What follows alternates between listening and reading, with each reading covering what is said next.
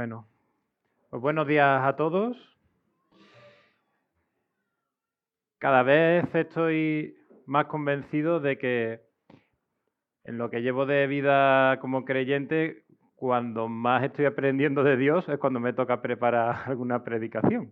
Y mira que yo me he sentado ahí incontables domingos, como todos los demás, y he escuchado las predicaciones, pero es que no tiene nada que ver con sentarte con los mismos 7 versículos, en este caso, y machacar, y machacar, y machacar. La verdad es que se aprende demasiado. O sea, y qué bonito también cuando en un día como hoy, que es un culto libre, la gente elige canciones y las canciones van acordes con el mensaje también, ¿no? A mí por lo menos me habla de que el Señor quiere transmitir un mensaje a la iglesia a través de su palabra y a través de lo que pone en el corazón de los hermanos, ¿no? Y dos canciones que se han elegido, la de Digno y la canción de Si yo camino, pues tienen frases que tienen que ver con el mensaje de hoy, ¿no? Y son dos. En la canción de Si yo camino decía, si yo te amo es porque tú me has amado. Eso lo vamos a ver hoy. Y en la canción de Digno decía, solamente ante ti yo me inclino. Entonces, esas dos frases, pues igual las podemos retener ahí un poquito al fondo de la mente y estamos pendientes durante la predicación por si salen, ¿no? Pero bueno, hoy lo que vamos a ver es un pasaje de contrastes. Y de hecho así lo he querido reflejar en la presentación, ¿no? Vais a ver imágenes contrapuestas con dos colores diferentes que están adrede, uno más oscuro, otro más luminoso. Y vamos a ver eso, contrastes, porque vamos a hablar sobre el amor verdadero, ¿no? El título es Andando en el amor verdadero. Y este pasaje que abarca Efesios 5 del 1 al 7 se encuentra en la segunda mitad de la carta, que ya hemos dicho es la parte práctica de la carta a los Efesios, donde Pablo pues exhorta a los creyentes a vivir de una manera que es coherente con lo que ya son en Cristo. Previamente, en los primeros 3 capítulos de Efesios, Pablo estableció la doctrina de la salvación y la naturaleza y propósito de la comunidad que es la Iglesia. Pero como digo, estamos en esa parte práctica y los 7 versículos de hoy continúan el tono y las intenciones que ya vimos la semana pasada en la segunda mitad del capítulo 4 con Pepe. Y Pepe nos hablaba de una serie de cosas que no debemos hacer y cosas que deberíamos de hacer en su lugar. Y eso ya es un contraste en sí mismo, ¿no? Digamos que era dejar la vestimenta del viejo hombre y revestirnos del nuevo. Y de hecho, desde capítulo 4 y versículo 17 hasta capítulo 5, versículo 21, encontramos un bloque que podríamos llamar la nueva vida en Cristo, donde Pablo explica cómo se comportan los creyentes y cómo cambian sus prioridades y su manera de pensar respecto a su vida previa ajena a Dios. Y prácticamente en el centro de ese bloque que os he dicho, encontramos un versículo que es Efesios 5, 2, donde Pablo nos insta a andar en amor. Y es que en este capítulo, en el capítulo 5, vamos a encontrar 3 andares. Andar en amor, andar en luz y andar en sabiduría. Y hoy vamos a centrarnos en el primero. ¿Cómo es andar en amor y cómo no es andar en amor? ¿Cuál es nuestra referencia para caminar? Y he dividido estos 7 versículos en 4 bloques, que en realidad serían 2 partes. Y si os fijáis, los títulos de los bloques son 2 frases completas. Tenemos por un lado, sed imitadores de Dios, andando en el amor verdadero. Y por otro lado, la vida contraria al amor de Cristo no tiene cabida en el reino de Dios. Son 4 títulos diferentes, pero la verdad es que se han quedado más o menos apareados, el 1 con el 2 y el 3 con el 4. Así que bueno, vamos a leer el pasaje teniendo en mente que Pablo nos va a presentar el amor verdadero de Cristo y a continuación va a mostrar aquellas formas de vivir en las que ese amor está ausente y que no deben de convivir con la Iglesia. Pues vamos a leer. Dice, sed pues imitadores de Dios como hijos amados, y andad en amor como también Cristo nos amó, y se entregó a sí mismo por nosotros, ofrenda y sacrificio a Dios en olor fragante. Pero fornicación y toda inmundicia o avaricia, ni aun se nombre entre vosotros como conviene a santos, ni palabras deshonestas, ni necedades, ni truhanerías, que no convienen, sino antes bien acciones de gracias. Porque sabéis esto, que ningún fornicario o inmundo o avaro, que es idólatra, tiene herencia en el reino de Cristo y de Dios. Nadie os engañe con palabras vanas, porque por estas cosas viene la ira de Dios sobre los hijos de desobediencia. No seáis, pues, partícipes con ellos. Ese es el pasaje y vamos a entrar ya en la primera parte que se llama Sed imitadores de Dios. En esta primera sección vamos a analizar el versículo 1, que en sí mismo ya encierra varias enseñanzas importantes. Vamos a repetirlo. Sed, pues, imitadores de Dios como hijos amados. Y mira, una de las cosas que ahora que soy padre veo con más claridad es que los niños pequeños imitan a los adultos. Eso, que es muy obvio, yo no me paraba a pensarlo antes de tener hijos. Y sin embargo, te guste o no, ahora que ya los tienes, te conviertes en un modelo. ¿Sí? A mí eso hoy me hace mucho pensar en lo que hago y lo que digo delante de mis hijas, el lenguaje, la actitud, las reacciones. Y también me hace arrepentirme mucho cuando me doy cuenta de que he metido la pata, que es todos los días. Pero sí, me impresiona mucho ver cómo mi hija reproduce mis palabras, mis expresiones y mis actitudes. Y de la misma manera que mi hija imita a su padre, Pablo está diciendo aquí a la iglesia, sed imitadores ¿de quién? De Dios. Porque gran parte de nuestra conducta se forma por imitación. Y en parte somos como somos porque, sabiéndolo o no, imitamos a nuestros padres, a nuestros profesores, a compañeros del trabajo, a amigos, a otros familiares, incluso a personajes ficticios. ¿Quién no ha ido a ver una película al cine y le ha pasado alguna vez que sale hablando como el protagonista, así más o menos, ¿no? O se siente tal, porque ha conectado bien, ¿no? Con ese personaje. Es que imitamos. Somos por naturaleza imitadores. Y por eso aquí Pablo nos insta a que nuestro modelo a seguir no sea el mundo, sino que sea Dios mismo. Pero, ¿sabéis cuál sería un gran error al analizar este versículo? Hacerlo sin considerar lo que se ha dicho previamente. Porque si leemos este versículo 1, sed pues imitadores de Dios como hijos amados, así solo suena general. Y es un buen versículo para abrir el capítulo 5, ojo. Pero si lo leemos como el cierre del capítulo 4, entonces la cosa cambia. Vamos a leer Efesios 4, 31 y 32, seguidos de Efesios 5, 1. Y ahora veis a dónde va. Decía, quítense de vosotros toda amargura, enojo, ira, gritería y maledicencia, y toda malicia. Antes, sed benignos unos con otros, misericordiosos, perdonándoos unos a otros, como Dios también os perdonó a vosotros en Cristo. Sed, pues, imitadores de Dios, como hijos amados. ¿Lo veis?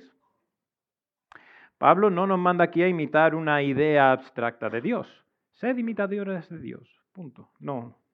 Nos manda a imitar al Dios que acaba de describir.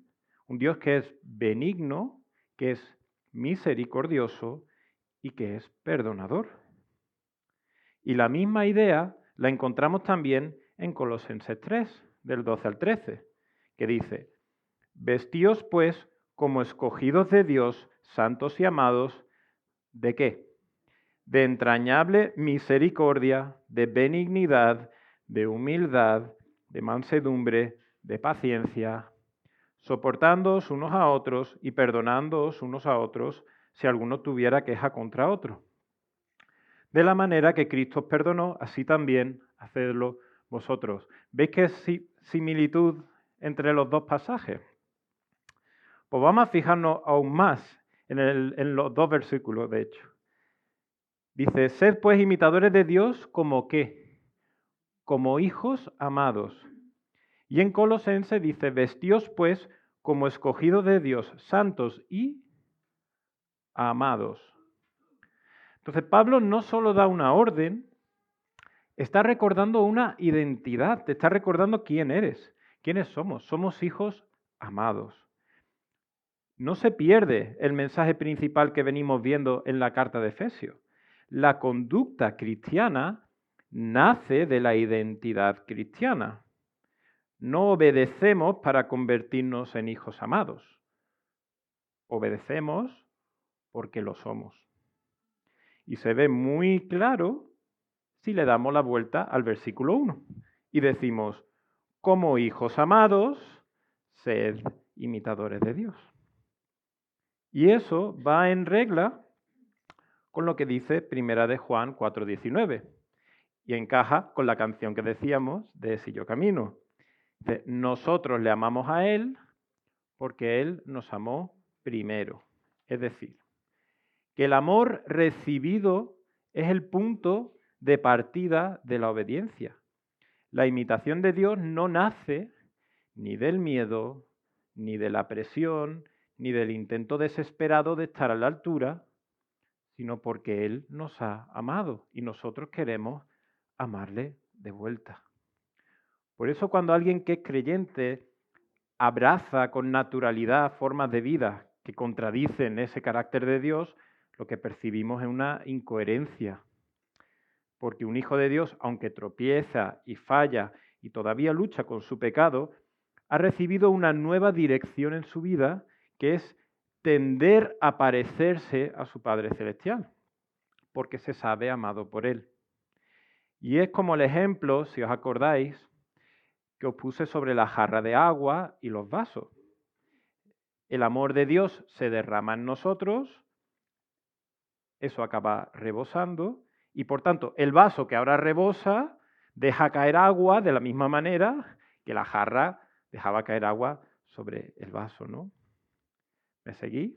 ¿O esto un poco bien? Ok, entonces, lo que Pablo está intentando decir, y creo que se entiende mejor dándole la vuelta al versículo como decía, dice, como hijos amados, sed imitadores de Dios. ¿De cualquier manera? No, siendo benignos, misericordiosos, perdonándonos. Vamos a pasar ahora al segundo bloque, que bueno, aunque Pablo nos ha dejado ya claro que como hijos amados debemos ser imitadores de Él, ahora va a concretar no tanto las actitudes específicas, sino cómo es el amor, cómo es la base, cuál es nuestra referencia, ¿no? Vamos a leer el versículo 2. Dice, y andad en amor como también Cristo nos amó y se entregó a sí mismo por nosotros, ofrenda y sacrificio a Dios en olor fragante. Pablo está apuntando a un modelo concreto que es Cristo. No nos manda simplemente a amar a nuestra manera, ni a seguir la idea de amor que nos propone el mundo, sino a mirar a Cristo. Dice, como también Cristo nos amó. Por eso la idea clave aquí es se entregó. Ese es el amor que Pablo nos pone por delante. No es un amor que gire alrededor de sí mismo, es un amor que se da. Un amor que no busca primero satisfacerse, sino ponerse al servicio del otro. Un amor que está dispuesto al coste, al sacrificio y a la renuncia por el bien del prójimo. Y eso cambia totalmente nuestra manera de entender el amor. Porque muchas veces el mundo llama amor a aquello que me hace sentir bien, a aquello que deseo intensamente o a aquello que me beneficia. Pero Pablo nos dice, no, el amor verdadero se parece a Cristo y Cristo nos amó entregándose. Por eso la base sobre la que deberían de reposar nuestras palabras, nuestras acciones y nuestras decisiones no es el ego, ni la comodidad, ni el orgullo, ni el gusto personal, por difícil que resulte, sino el amor que se entrega. Y quería poneros esta imagen con dos frases abajo. A vuestra izquierda, pues veis a un hombre exitoso. Está en un rascacielos, con dinero, relojes caros, una copa de vino, nadie le molesta y dice, mi tiempo y energía son para mí. Y esto contrasta, de forma muy extrema, pero contrasta con otro hombre que está en un comedor social y está dedicando su tiempo a servir a otras personas necesitadas, ¿no? Y dice, mi tiempo y energía son para otros. ¿Quién de los dos, que es muy obvio, pero quién de los dos está siguiendo el ejemplo de Cristo? Esa era la idea. Y sabemos también que esta forma de amar es la que agrada a Dios, porque en el mismo versículo también nos ha dicho, ofrenda y sacrificio a Dios en olor fragante. Así que ya tenemos la referencia delante. El amor verdadero no toma, no usa y no se impone, sino que es un amor que se entrega. Y ya habiendo dejado eso claro, pues Pablo puede pasar a denunciar a aquellas conductas que contradicen ese amor. Y llegamos a la parte densa de la predicación, pero creo que es muy interesante y que espero que sea de bendición para todos, ¿no? Vamos a pasar al punto número 3, que se llama la vida contraria al amor de Cristo. Estos dos siguientes bloques, el 3 y el 4, están conectados, pero los he dividido en dos porque quiero que vayamos por pasos. Primero vamos a analizar los versículos 3 y 4, donde Pablo va a hablarnos de esas conductas contrarias al amor de Cristo, y luego vamos a ver los versículos 5 a 7, donde Pablo va a advertir a la Iglesia contra la normalización del pecado y dejarse engañar por la manera de pensar del mundo. Así que vamos a empezar con los versículos 3 y 4, que dicen, pero fornicación y toda inmundicia o avaricia ni aun se nombre entre vosotros, como conviene a santos, ni palabras deshonestas, ni necedades, ni truanerías, que no convienen, sino antes bien acciones de gracias. Fijaos qué contraste entre el versículo 2, donde hemos visto que el amor de Cristo es un amor que se entrega. Ahora Pablo describe una vida donde ese amor ha desaparecido y el yo pues vuelve a ocupar el centro. Y menciona 3 pecados que en la superficie parecen distintos, pero que en el fondo están íntimamente conectados porque brotan de una misma raíz. Y vamos a verlos uno por uno. El primero es fornicación. La palabra griega utilizada en el texto es porneia, que os sonará a algunos, ¿no? Y ese es un término muy amplio que se refiere a toda forma de inmoralidad sexual. Esto no debemos entenderlo solo como un acto sexual apartado y concreto, sino como toda sexualidad vivida que está fuera del diseño santo de Dios. Y creo que esto es muy importante subrayarlo hoy en día porque más que nunca en la historia reciente vivimos en un mundo que ha vaciado completamente el sentido de la sexualidad.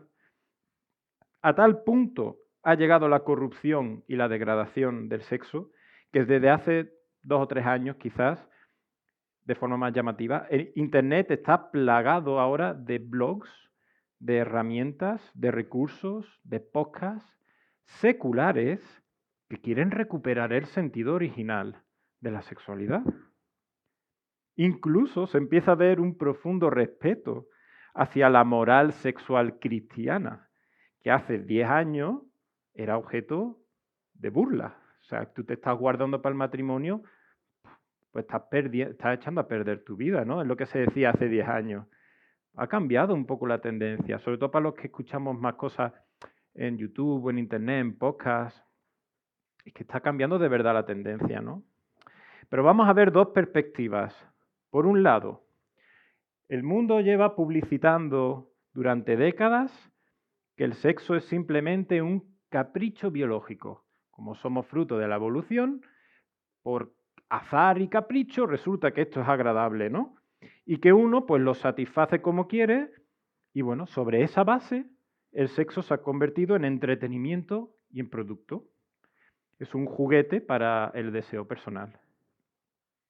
Pero para el creador del sexo, que es para Dios, es un acto santo y delimitado por el matrimonio, que está íntimamente conectado con el pacto, con la fidelidad y con la dignidad. Y en su forma original, el sexo es un acto de entrega al otro, donde estamos expuestos pero seguros y donde el amor brilla por el deseo de hacer feliz a la otra persona. ¿Por qué estoy diciendo esto? Porque el amor de Cristo, ¿cómo era? Que se entrega. ¿Mm? ¿Por qué Pablo estaría usando la sexualidad como un ejemplo? Porque es un ejemplo muy claro, donde podemos contrastar a alguien que se entrega a alguien que solo quiere satisfacerse y usar a otra persona. Por eso cuando se rompe el diseño de Dios, no solo se desobedece a Dios, que vale, que sí que te lo compro, es que se daña al prójimo, se degrada el propio corazón y se trivializa algo que es hermoso y digno de admirar. MacArthur resume muy bien este punto. Él dice, la porneia o fornicación es todo pecado de carácter sexual contrario al amor verdadero, porque no busca servir, sino utilizar y explotar. Pues bien, después de fornicación, Pablo añade toda inmundicia. Y aquí la palabra griega es acatarsía, impureza, suciedad moral. Y aquí ya, como habla de moralidad, ya no estamos solo en el terreno de los actos físicos y externos, ya estamos entrando más bien en la mente, donde habitan deseos e imaginaciones contaminadas. Y el foco se amplía, ¿no? No solo importa lo que uno hace, importa también lo que alimenta, lo que fantasea, lo que tolera y aquello en lo que se recrea por dentro. Y creo que es un buen lugar para tocar brevemente el tema de la pornografía, porque a día de hoy, pues también le pasa como lo que decía antes. Llevamos décadas secularmente el mundo favoreciendo esa proliferación de la pornografía y hemos llegado a tal punto que se empieza a ver los estragos que produce y dando marcha atrás, como creando, incluso en el mundo secular, grupos de hombres que quieren dejarlo, que no sé qué, tal. ¿Por qué? Porque les provoca un montón de problemas, ¿no? Pues el problema es que ver pornografía no es solamente ver algo, es una escuela de impureza, donde al que mira se le está educando en esa inmoralidad sexual y se le enseña a mirar a otras personas como objetos de consumo. Acostumbra al alma a usar en vez de amar. Y como no quiero quedarme corto en explicarlo, os voy a hablar de algo muy interesante. La neurociencia moderna, en su empresa de explicar cómo funciona el cerebro humano, describe un mecanismo llamado neuroplasticidad. ¿Vale? Neuroplasticidad. ¿Y qué es la neuroplasticidad? Viene a decirnos que el cerebro cambia, se transforma, pero que cambia además físicamente, que las vías neuronales unas con otras van desarrollándose de manera que lo que te parece horrible ahora te puede parecer normal. Con suficientes estímulos repetidos, lo que es sucio y denigrante te puede llegar a parecer incluso deseable. Y os pongo un ejemplo.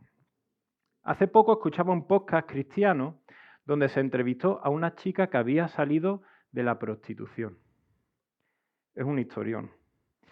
ella contaba cómo el día antes de ir al prostíbulo por primera vez, se miró al espejo preguntándose si sería la última vez que se veía como una mujer digna. Es decir, esta chica estaba realmente preocupada por lo que estaba a punto de comenzar. Cuenta que en sus primeros días los clientes le pedían cosas que ella no estaba dispuesta a hacer, pero veía como sus compañeras sí las practicaban. Así que con el tiempo, a ella le comenzó a parecer normal cualquier acto que el cliente quisiera y acabó sintiéndose dispuesta a cumplirlo por disparatado que sonase. El viaje de esta chica, desde sus preocupaciones delante del espejo hasta normalizar lo más sucio, es neuroplasticidad. Es ese mecanismo en marcha, ¿no? Y lo mismo puede suceder con la mente del que consume pornografía. ¿Entendéis por qué Pablo en este versículo es tan tajante y dice, ni aún se nombre? ¿Entendéis? O sea, Pablo no sabe lo que es la neuroplasticidad, pero Dios sí. Y Dios está inspirando a Pablo.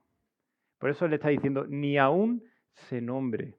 Porque lo decimos de otras formas. Es como, pues por ahí entra, o por ahí tal, ¿no? Pero bueno, vamos a pasar al siguiente, que nos falta todavía uno, la avaricia. En griego la palabra sería pleonexía, que literalmente habla del deseo de tener más, de apropiarse y de codiciar. Perdón. Y esto es interesantísimo porque no está hablando solo del amor al dinero. Lo que está describiendo es un corazón posesivo e incapaz de estar contento. Es un corazón que quiere más para sí y que necesita llenarse de más y de más. Por eso, la avaricia aparece aquí junto con la inmoralidad sexual, porque ambas participan de la misma lógica interior. De hecho, es muy interesante, si volvemos rápidamente al tema de la pornografía, que una de las cosas que describen es que las personas que la consumen con el tiempo necesitan contenido cada vez más extremo y más violento. Es decir, es un mecanismo que a mí por lo menos me resulta similar a lo que está hablando aquí de la avaricia.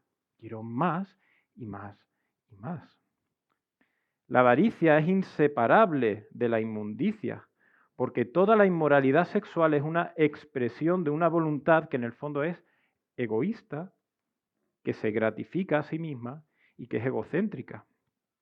Está describiendo una misma lógica del corazón. Yo quiero poseer, si hace falta, uso, me satisfago y vuelvo a empezar otra vez. Y es un ciclo.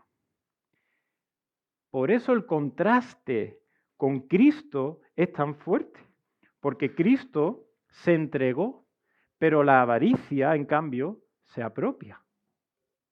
¿Lo entendemos? Cristo amó buscando el bien del otro, pero esta lógica pecaminosa busca devorar al otro para alimentarse. Y cuando Pablo cierra diciendo, ni aun se nombre entre vosotros como conviene a santos, no significa que la Iglesia no deba hablar de estas cosas. Ojo, cuidado. No es que no debamos hablar de ello. Pablo las está nombrando, de hecho. Si Pablo fuera a prohibirlo, ni él lo mencionaría. Yo creo que nuestra actitud al tratar estos asuntos debería ser de denuncia y de protección a los hermanos y hermanas de la Iglesia. Lo que Pablo nos está diciendo aquí es que estas cosas de fornicación, de inmundicia, de avaricia, no tienen cabida, no pueden tener cabida normal, cómoda o tolerable dentro del pueblo de Dios. No deben circular como algo gracioso, inocente o aceptable, porque los santos han sido apartados para Dios y hay formas de vida que sencillamente no encajan con esa nueva identidad en Cristo. Nos podemos parar aquí si queréis un momento, porque es mucho, pero se me hace muy evidente por qué Pablo utiliza la sexualidad y la avaricia como elementos propios del pecado y del mundo a la hora de hablar del amor verdadero y del amor que no es, de las cosas que contradicen a ese amor como el de Cristo, ¿no? Y en el versículo 4, que vamos a pasar ahora, Pablo va a centrarse en la boca, porque ya lo dice el refrán, de la abundancia del corazón habla la boca. Entonces dice, ni palabras deshonestas, ni necedades, ni truanerías que no convienen, sino antes bien acciones de gracias. Y es que el pecado no solo se practica, sino que también se socializa, se trivializa y se celebra. En nuestros días se comparte por WhatsApp, se convierte en doble sentido o se maquilla con humor. Pero Pablo nos plantea hacer algo contracorriente, que es hablar dando acciones de gracias. Es decir, no habléis estas cosas. Un corazón tocado por la gracia ha aprendido a dar gracias. Mientras que las personas egoístas creen merecerlo todo, la persona transformada por Dios vive en gratitud. Así que en resumen lo que Pablo está haciendo en estos dos versículos, en el 3 y el 4, no es solamente decirnos, no hagas esto, no hagas esto, esto y esto. Está desenmascarando una forma de vida, está como quitando el vapor del espejo. Está desenmascarando una forma de vida donde el amor de Cristo no existe, está ausente. Una vida que daña a quien la practica, daña al prójimo y que puede contaminar la iglesia. Y es una forma de vida que revela un corazón que no vive para entregarse, sino para satisfacerse. Y por eso puse esta imagen, se lo enseñaba a Irene anoche, y le decía, fijaros que el corazón de la izquierda, ¿no?, está vacío. Y lo que veis alrededor son flechas que están apuntando hacia el centro, ¿no? Entonces es como un agujero negro. Todo para mí, todo para mí, todo para mí, todo para mí. Yo soy el centro y quiero más y más y más. No hay forma de rellenarlo, ¿no? Sin embargo, el corazón de la derecha es el que ha sido tocado por el amor de Dios, es ese corazón de carne, como dice Eclesiastés, y Ezequiel, perdón, y al revés, irradia ese amor, sale de ahí. Le pasa como a los jarros y los vasos de agua que me quitan el sueño, ¿no? Entonces, por eso en el versículo 5, al que vamos a pasar ahora, Pablo nos recuerda algo muy serio, que es que una vida abrazada y normalizada en esa lógica percaminosa que hemos hablado, no pertenece al reino de Cristo y de Dios. Y por eso el cuarto bloque se llama no tiene cabida en el reino de Dios. Vamos a leer los versículos 5 a 7. Dice, porque sabéis esto, que ningún fornicario o inmundo o avaro que es idólatra tiene herencia en el reino de Cristo y de Dios. Nadie os engañe con palabras vanas, porque por estas cosas viene la ira de Dios sobre los hijos de desobediencia. No seáis, pues, partícipes con ellos. Fijaros cómo Pablo repite lo que acabamos de ver. Él dice, fornicario, inmundo y avaro. Pero introduce una nueva idea que no podemos dejar pasar. Ha dicho ningún fornicario o inmundo o avaro que ¿qué? Que es idólatra. Que es idólatra. Aunque muchos ya sabéis por dónde va el versículo, yo lo voy a explicar brevemente por si hay alguien escuchando la predicación y por primera vez comprende esto. Pero la idolatría no consiste solamente en arrodillarse delante de una estatua. La idolatría es organizar tu vida alrededor de algo que no es Dios y esperar de esa cosa lo que solo Dios puede darte. Entonces, cuando el placer ocupa el centro, hay idolatría. Cuando el dinero ocupa el centro, hay idolatría. Cuando el deseo ocupa el centro, hay idolatría. En definitiva, cuando yo ocupo el centro, lo que hay es idolatría. Y si la idolatría es nuestra forma de vida, entonces Pablo lo deja muy claro, que ninguno así tiene herencia en el reino de Cristo y de Dios. Es que es muy tajante.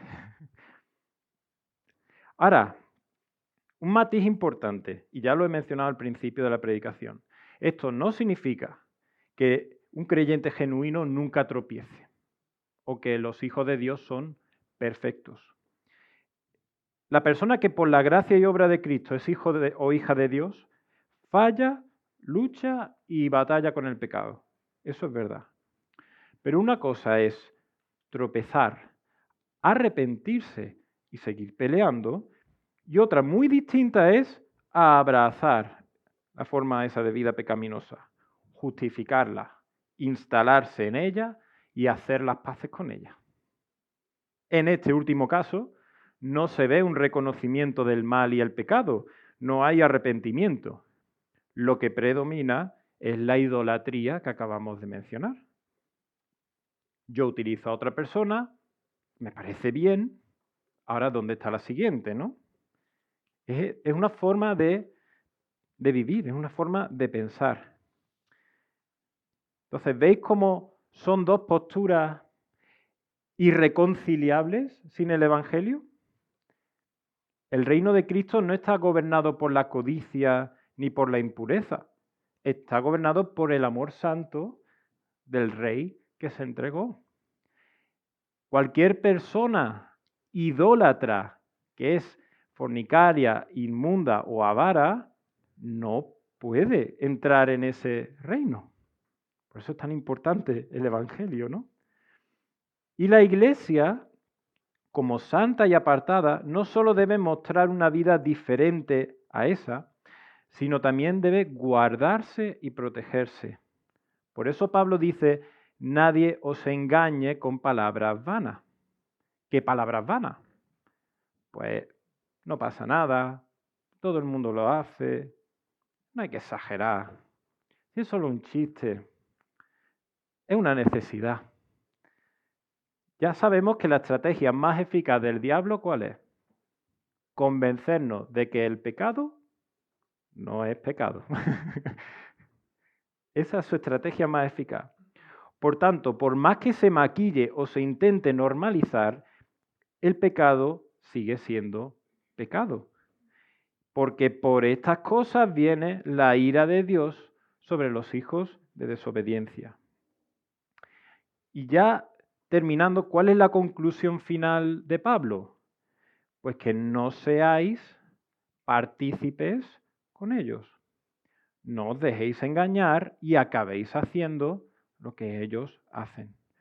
Vosotros sois hijos amados, más bien imitad a Dios, por cerrar un poco el círculo. Entonces, este pasaje no es una invitación, cuando él habla de ni aun se nombre y esto y lo otro, no es una invitación a que salgamos del mundo, ¿no? Como hemos dicho muchas veces. Hay como los monjes perdidos en el monasterio, donde el pecado no me puede tocar y estoy en un lugar santo y apartado. No. Una exhortación a que no participemos de esa lógica, que no nos dejemos arrastrar por la manera de pensar del mundo. En definitiva, que no hagamos las paces con aquello que contradice al amor de Cristo, que es el modelo que debemos estar siguiendo si es que somos hijos amados. Entonces vamos a cerrar con algunas aplicaciones y preguntas para la reflexión aquí y en casa. En primer lugar, ¿quién me está moldeando? Si somos imitadores por naturaleza, ¿a quién estamos imitando? ¿Estamos imitando a Dios a través del ejemplo de Cristo? ¿O estamos imitando lo que vemos en el mundo? ¿Son preguntas? Que es bueno apartar, de verdad, apartar un tiempo, 5, 10 minutos, 15, una hora, lo que te haga falta, pero sentarte a pensar en eso. ¿Quién me está moldeando? Porque si no te haces la pregunta y digamos que te estás dejando moldear por el mundo, va a seguir así. Hay que hacerse la pregunta para descubrirlo y para hacer el cambio. Segundo, hemos visto que el amor verdadero se entrega y que sus pensamientos y conductas consideran al prójimo como a uno mismo y está dispuesto a sacrificar cuando se le requiere. Tercero, no podemos normalizar el pecado, debemos denunciarlo. ¿Estás guardando tu corazón de la influencia del mal? O mejor aún, una pregunta más útil. ¿Sabes distinguir cuando recibes palabras vanas y engañosas? Otro para sentarte a pensar. Cuarta aplicación, que la quité de aquí, pero la digo, creo, ¿no? Sí. Bueno, la vida contraria al amor de Cristo no puede entrar en el reino de Dios. Ningún idólatra puede entrar en el reino de Dios. Y la última, la conclusión de todo este pasaje. No es solo, pues voy a portarme mejor, voy a portarme mejor, no. Más bien es, ¿soy hijo de Dios? ¿Mi identidad está en Cristo? Si es así, pues como hijo amado, voy a permitir que ese amor de Dios que se derrama sobre mí rebose en gratitud y servicio a los demás. Y con esto cerramos la predicación y voy a orar brevemente antes de pasar a Alison de nuevo. Padre Celestial, te quiero dar muchas gracias por tu palabra, Señor. Muchísimas gracias, Señor, por haber escrito estas palabras a través del puño y letra de Pablo y por haberla conservado durante tantos siglos para que podamos nosotros hoy leerla, estudiarla, Señor, y queremos pedirte que tú nos ayudes, Padre, a incorporarla a nuestra vida, que podamos meditar, reflexionar sobre quién es nuestra referencia, a quién estamos imitando, Señor, que podamos apartarnos, Padre, del pecado, que podamos buscar seguir ese modelo de Cristo, porque solo de esa forma, Padre, podemos reflejar verdaderamente tu amor al mundo, que es la misión que tú nos has encomendado. Y yo quiero pedirte por la iglesia, Señor, aquí en Torre del Campo, y por cada uno de mis hermanos y hermanas, para que tú obres, Señor, esto que decimos. Y te lo pido en el nombre de Jesús. Amén.